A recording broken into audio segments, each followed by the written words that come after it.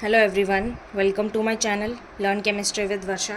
हम coordination chemistry पढ़ रहे थे और 4 लेक्चर हमने इसके कंप्लीट कर लिए थे, जिसमें इंट्रोडक्शन, बेसिक टर्मिनोलॉजीज़, ठीक है, और nomenclature of organic compounds, coordination compounds हम कंप्लीट कर चुके थे। ठीक है, आज हमारा है लेक्चर नंबर 5।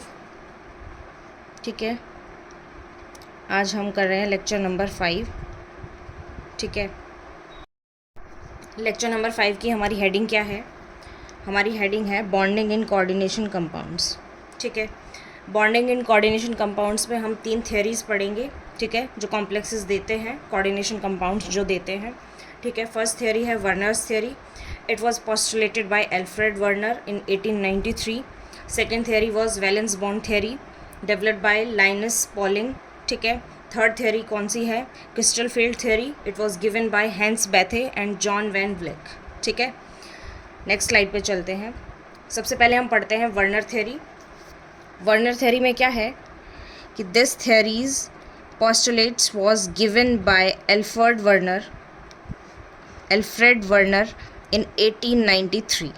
ठीक है, कई बार क्या होता है कि ये थ्योरी किसने दी थी, ये भी एग्ज़ाम में आ जाता है। मतलब मोस्टली ये पीजीटी जो एग्ज़ाम्स होते हैं, आरपीएससी फर्स्ट ग्रेड है या फिर केवी पीजीटी है, एनवीएस पीजीटी है, इनमें आते हैं, थ्योरीज़ के नाम आ जाते हैं कई बार, इस थ्योरी को किसने दिया था। ठीक है, तो ये भी आप लर्न करना, आपके एग्ज़ाम में भी आ सकता है, नीट वालों के एग्ज़ाम में भी आ सकता है। ठीक है, it was given before the discovery of electrons.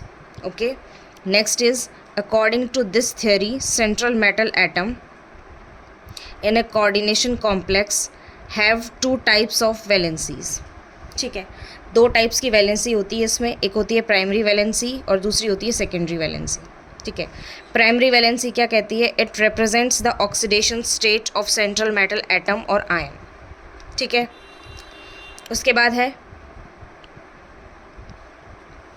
It represents, secondary valency क्या है? It represents coordination number of the complex और आयन। ठीक है, उसके बाद है सेकेंड पॉइंट है प्राइमरी वैलेंसी में, it is ionisable and secondary valency is not ionisable. ठीक है, primary valency is satisfied by anions. ठीक है, क्योंकि ऑक्सीडेशन स्टेट इन जनरल किस में आता है? प्लस में आता है, जैसे +2 है, +3 है, तो ये किससे सेटिस्फाई होती है? एनायन से। ठीक है, उसके बाद है it is satisfied bye neutral molecules और एनायंस। ठीक है, ये है नॉन डायरेक्शनल और ये क्या होती है? डायरेक्शनल। सेकेंडरी वैलेंसी क्या होती है? डायरेक्शनल। ठीक है, और primary valency is not helpful in predicting geometry of the complex.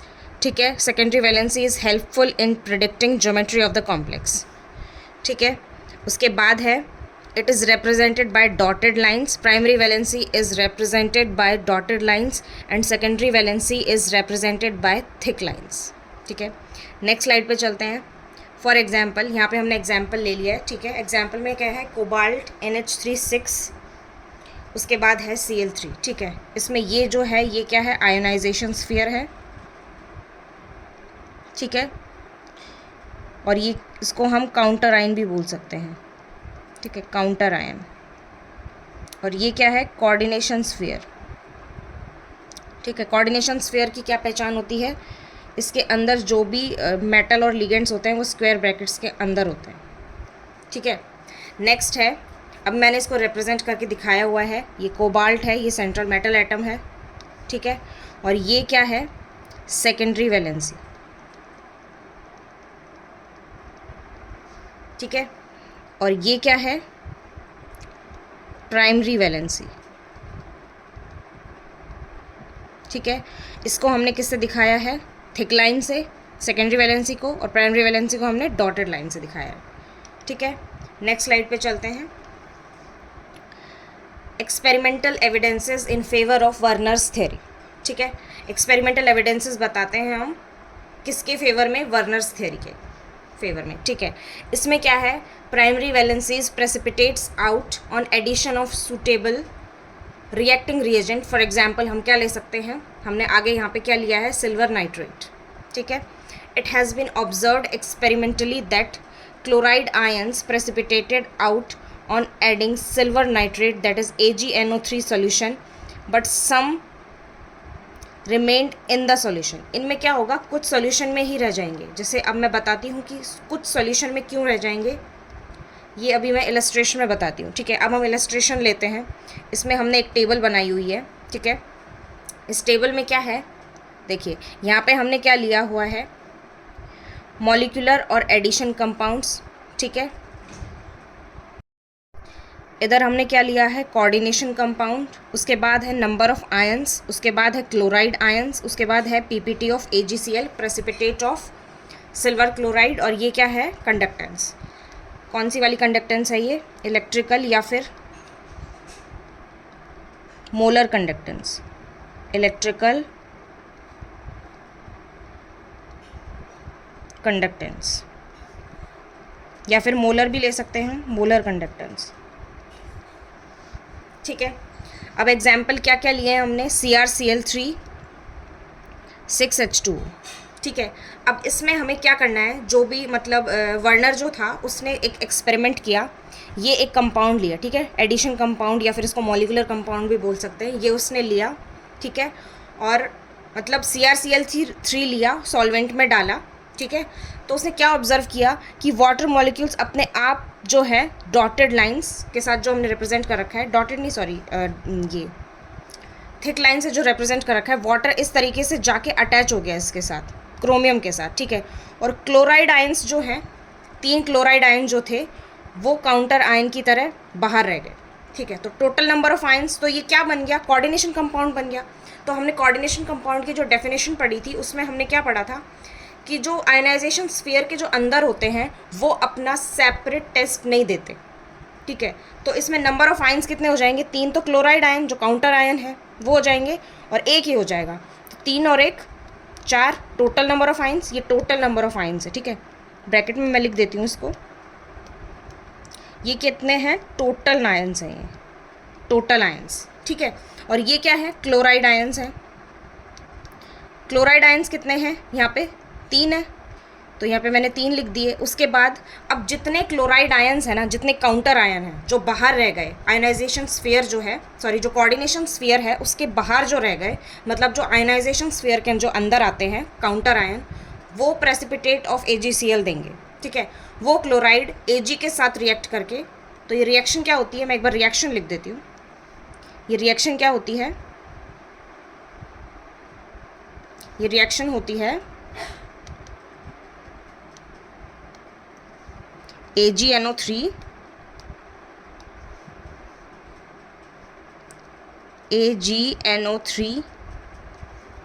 Plus Cl negative, ठीक है। ये अगर हमने 1 मोल लिया है, ठीक है, और ये भी हमने 1 मोल लिया है, तो ये क्या बन जाएगा, 1 मोल ऑफ AgCl, ठीक है। और NO3 यहाँ पे वैसे रह जाएगा, तो प्रेसिपिटेट कितना बन गया, 1 मोल। तो जितने क्लोराइड के मोल्स होंगे ना, जितने भी, उतने ही AgCl के प्रेसिपिटेट होंगे, उतने ही मोल्स, ठीक है। अब नेक्स्ट उसने क्या लिया, फिर उसने सोचा कि मैं थोड़ा डिफरेंट कंपाउंड लेके देखता हूँ। उसने CrCl3 लिया और साथ में क्या लिया, 5 मोल्स ऑफ वाटर, 5 वाटर के मॉलिक्यूल्स लिए, ठीक है। तो उसमें क्या हुआ कि 5 वाटर के मॉलिक्यूल्स अंदर चले गए, फिर एक साथ में क्लोराइड भी चला गया कोऑर्डिनेशन स्फीयर के अंदर, मतलब कि ऑक्टाहेड्रल कॉम्प्लेक्स बन रहा है, ये आप ऑब्जर्व कर पा रहे होंगे, इसमें ऑक्टाहेड्रल कॉम्प्लेक्स बन रहा है, ठीक है। और Cl2 बाहर रह गया, मतलब कि 3 तो क्लोराइड थे ही, ठीक है, और एक अंदर चला गया कोऑर्डिनेशन स्फीयर के अंदर, तो 2 बाहर रह जाएंगे, तो क्लोराइड 2 बाहर रह गए, तो टोटल आयंस कितने हो गए, 2 तो ये काउंटर आयन और 1 ये हो गया, ठीक है। ये इनका कोई भी अलग सेपरेट टेस्ट नहीं आएगा, ठीक है। तो ये कितने हो जाएंगे, 3 हो गए, और क्लोराइड आयंस कितने बचे, 2, तो प्रेसिपिटेट ऑफ AgCl कितना होगा, 2 होगा। तो इस तरीके से उसने वाटर मॉलिक्यूल्स को वो डिक्रीज़ करता गया, फिर उसने 4 लिए, फिर उसने 3 लिए, 2 लिए, तो इस अकॉर्डिंग क्लोराइड आयन जो है वो कोऑर्डिनेशन स्फीयर के अंदर जाते गए, सेकेंडरी वैलेंसी को सेटिस्फाई करने के लिए, मतलब ऑक्टाहेड्रल कॉम्प्लेक्स बनाते गए, ठीक है, क्रोमियम के साथ अटैच होते गए, ठीक है। फिर नेक्स्ट एग्जाम्पल उसने ये प्लेटिनम वाला लिया, ठीक है, तो उसमें भी यही सेम चीज़ देखने को मिली। यहाँ पे इसने अमोनिया लिया, ठीक है, ammonia 6 moles of ammonia, 6 molecules of ammonia, यहाँ पे 5 मॉलिक्यूल्स ऑफ अमोनिया, यहाँ पे 4, उसके बाद 3, ठीक है। तो इस अकॉर्डिंग फिर उसने क्या है, वही सेम चीज़ ऑब्जर्व की क्या ऑब्जर्व की कि कोऑर्डिनेशन कंपाउंड जो था, जो कोऑर्डिनेशन, ये कंप्लीट कोऑर्डिनेशन कंपाउंड है, ठीक है, इंक्लूडिंग द आयनाइजेशन स्फीयर। तो मैं एक बार लिख देती हूँ कि कोऑर्डिनेशन कंपाउंड जो होता है वो क्या होता है, कोऑर्डिनेशन कंपाउंड क्या होता है, कोऑर्डिनेशन एंटिटी मतलब कोऑर्डिनेशन स्फीयर और आयोनाइजेशन स्फीयर, ठीक है। तो उसने क्या क्या ऑब्जर्व किया कि धीरे धीरे एक एक जो क्लोराइड के जो मॉलिक्यूल्स हैं वो अंदर जाते जा रहे हैं, ठीक है, क्लोराइड आयन जो है, मतलब 6 कंप्लीट कर रहे हैं। हर किसी में आपको कोऑर्डिनेशन नंबर 6 दिखेगा, यहाँ पे भी 6 है, यहाँ पे भी 6 है, यहाँ पे भी 6 है, यहाँ पे भी, यहाँ पे भी, यहाँ पे भी और यहाँ पे भी, ठीक है।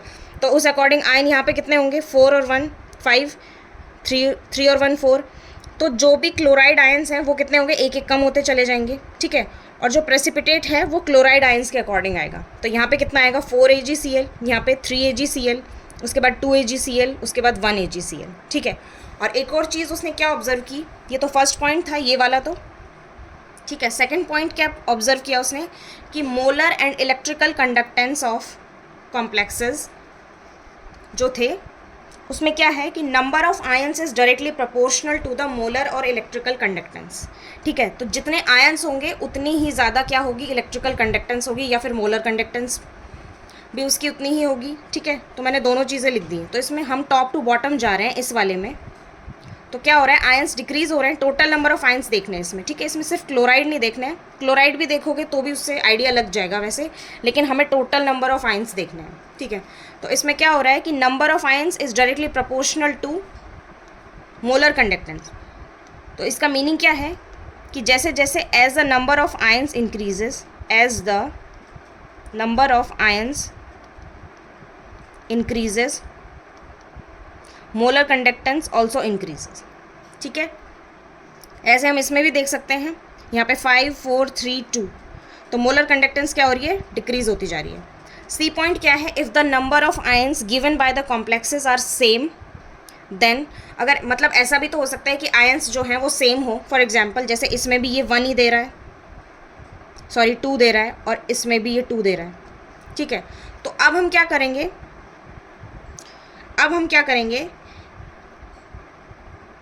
कि चार्ज कैरिड बाय आयंस, मतलब आयंस के ऊपर जो चार्ज होगा ना, जैसे एक है +2 चार्ज कैरी कर रहा है मेटल, एक मेटल क्या कैरी कर रहा है +3। तो जितना ज़्यादा चार्ज होगा, ठीक है, आयन पे, आयन कोई भी हो सकता है, कैटायन एनायन दोनों में से कोई भी, is directly proportional to molar conductance, ठीक है। तो जितना ज़्यादा चार्ज होगा उतनी ही ज़्यादा मोलर कंडक्टेंस होगी। अब नेक्स्ट है मस्ट रिटेन, इसको याद रखना है आपको। इसमें क्वेश्चन है how many total number of ions, chloride ions and AgCl PPT, ठीक है, silver chloride precipitate formed in the complex PtCl4 2NH3, ठीक है। इसमें हमें बताना है, तो इसमें कॉम्प्लेक्स क्या बनेगा, पहले सबसे पहले तो हमें ये देखना है कि इसमें कॉम्प्लेक्स क्या बनेगा। इसमें कॉम्प्लेक्स बनेगा, हमें कोऑर्डिनेशन नंबर 6 लेते हुए कॉम्प्लेक्स बनाना है। 2 अमोनिया है यहाँ पे, NH3 2 एंड Cl4, ये तो कॉम्प्लेक्स बन गया, ठीक है। तो टोटल नंबर ऑफ आयंस कितने हुए, आयंस तो बन ही नहीं रहे इसमें, ये न्यूट्रल बन गया, न्यूट्रल कोऑर्डिनेशन एंटिटी है, तो इसका मतलब total number of ions 0। Chloride ions एक भी बाहर नहीं है, आयनाइजेशन स्फीयर में एक भी क्लोराइड आयन नहीं है, तो ये क्या हो जाएगा 0। और अगर एक भी क्लोराइड आयन नहीं है तो क्या हो जाएगा, moles of AgCl equals to 0, ठीक है। इसलिए मैंने रीज़न लिखा है, it is a neutral coordination compound with no counter ion as chloride ion is inside the coordination sphere, so Cl negative does not give separate test, ठीक है। Next है, next question है एक, ठीक है। इसमें हमें क्या बताना है, arrange the following in decreasing order of electrical conductance of aqueous solution of complex entities, ठीक है। इसमें हमें क्या बताना है, हमें इलेक्ट्रिकल कंडक्टेंस का डिक्रीजिंग ऑर्डर बताना है, ठीक है। तो चलिए इसको सॉल्व करते हैं, इस क्वेश्चन को। सबसे पहले हम इसमें लिख लेते हैं आयंस कितने हैं। हमने क्या पढ़ा था कि नंबर ऑफ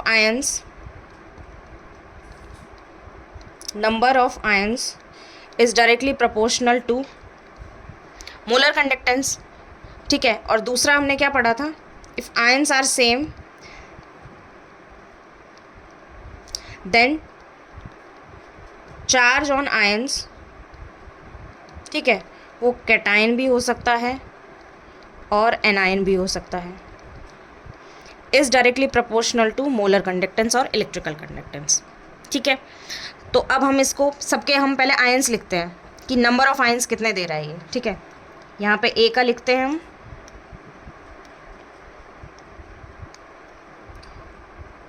ए, उसके बाद यहाँ पे बी, उसके बाद सी, डी एंड ई। ठीक है, ए में कितने दे रहे हैं, 4 तो क्लोराइड है और एक ये है, कितने हो गए 5। ठीक है, बी में कितने दे रहा है 3 एंड 4। इसमें कितने दे रहा है 1 और 2। इसमें कितने दे रहा है 2 और 1 3। इसमें 1 और 1 2। ठीक है, तो सबसे ज़्यादा आयंस किस में है, इसमें, तो सबसे ज़्यादा मोलर कंडक्टेंस किसकी होगी, मोलर कंडक्टेंस ऑर्डर, ठीक है, सबसे ज़्यादा किसकी होगी, ए की होगी, उसके बाद बी, उसके बाद डी। ठीक है, अब इसमें भी 2 हैं, इसमें भी 2 हैं, तो इस वाले पॉइंट से तो बात नहीं बनेगी। अब हमें सेकंड पॉइंट देखना है। सेकंड पॉइंट क्या है, charge on ions that is cation और एनायन, किसी का भी ले सकते हैं हम। ठीक है, is directly proportional to molar conductivity. ठीक है, तो सी और ई में देखते हैं, इसमें चार्ज पे मतलब आयन पे कितना चार्ज है, माइनस, और इस पे कितना है -2, इस पे +2, इस पे +1। तो चार्ज किस पे ज़्यादा है, ई पे, तो ई पहले आ जाएगा, ई, उसके बाद सी। तो ये ऑर्डर हो जाएगा मोलर कंडक्टेंस का। ठीक है, डिक्रीजिंग ऑर्डर हो जाएगा, ये क्या हो जाएगा, डिक्रीजिंग ऑर्डर, डिक्रीजिंग ऑर्डर। ठीक है, नेक्स्ट अब डी है इफेक्टिव एटॉमिक नंबर डिटर्मिनेशन। अब हम इफेक्टिव एटॉमिक नंबर निकालते हैं इसी में, वर्नर्स थ्योरी में ही। ठीक है, और इसको एब्रीवेट कैसे करते हैं हम, EAN रूल। ठीक है, इसमें क्या है, हम कैसे फाइंड आउट करते हैं, सबसे पहले हम लेते हैं एटॉमिक नंबर किसका, मेटल का। ठीक है, उसके बाद minus oxidation state of central metal atom, ये भी सेंट्रल मेटल एटम की है, ये भी सेंट्रल मेटल एटम की ऑक्सीडेशन स्टेट है। ठीक है, और 2 इंटू कोऑर्डिनेशन नंबर, ये भी सेंट्रल मेटल एटम का है।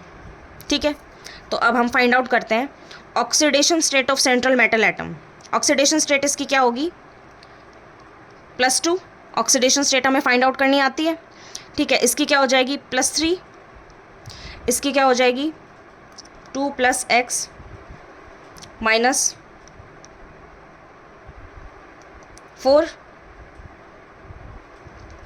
= 0, x = +2। इसकी क्या हो जाएगी +2, इसकी क्या हो जाएगी +1। ठीक है, अब atomic number of metal, metal का एटॉमिक नंबर क्या है यहाँ पे, इसका क्या है, कॉपर का 29, इसका क्या है 27। ठीक है, ये एटॉमिक नंबर आप याद कर लेना। 3D सीरीज़ आपको याद करनी है पहले, सबसे पहले कोऑर्डिनेशन कंपाउंड स्टार्ट करने से पहले आपको डी ब्लॉक एलिमेंट पढ़ना है। ठीक है, उसके बाद आप कोऑर्डिनेशन कंपाउंड आपको तभी समझ में आएगा। ठीक है, सीक्वेंस में पढ़ेंगे तो इनऑर्गेनिक जो है वो टफ नहीं है। ठीक है, नेक्स्ट है मरकरी, इसका कितना होता है एटॉमिक नंबर 80। ठीक है, उसके बाद Ag का क्या होता है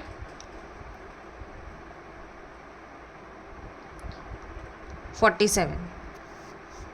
ठीक है, और कोऑर्डिनेशन नंबर क्या होता है, सेकेंडरी वैलेंसी, ये कितनी है 4, ये कितनी है 6, ये कितनी है 4, और ये कितनी है 2। सेकेंडरी वैलेंसी होती है कोऑर्डिनेशन नंबर। ठीक है, यहाँ पे ब्रैकेट में लिख लेना सेकेंडरी वैलेंसी, और ऑक्सीडेशन स्टेट क्या होती है, प्राइमरी वैलेंसी। ठीक है, उसके बाद है इफेक्टिव एटॉमिक नंबर, इस फॉर्मूला से फाइंड आउट करेंगे हम, तो इसका क्या आएगा 35। एक सेकेंड मैं निकाल के दिखा देती हूँ आपको कैसे फाइंड आउट करना है। ठीक है, फर्स्ट वाले का क्या आएगा, फर्स्ट वाले का इधर फर्स्ट का फाइंड आउट करती हूँ मैं, इधर सेकंड का, इधर थर्ड का और इधर फोर्थ का। ठीक है, फर्स्ट वाले का क्या है 29 atomic number minus oxidation state कितना है 2। ठीक है, plus oxidation state 2 into coordination number कितना है यहाँ पे 4। तो ये कितना आ जाएगा 29 माइनस 2 27 प्लस 2 4 ज़ा 8, कितना हो जाएगा ये 27 प्लस 8 35। ठीक है, इसी तरीके से आप ये दूसरे भी फाइंड आउट कर लेना, बहुत इजी है, मेरे को फाइंड आउट करने की ज़रूरत नहीं है इतना डेप्थ में। ये 35 आ जाएगा, ये 36 आ जाएगा, ये 86 आ जाएगा, ये आ जाएगा 50। ठीक है, तो ये effective atomic number find out करने का तरीका है। ठीक है,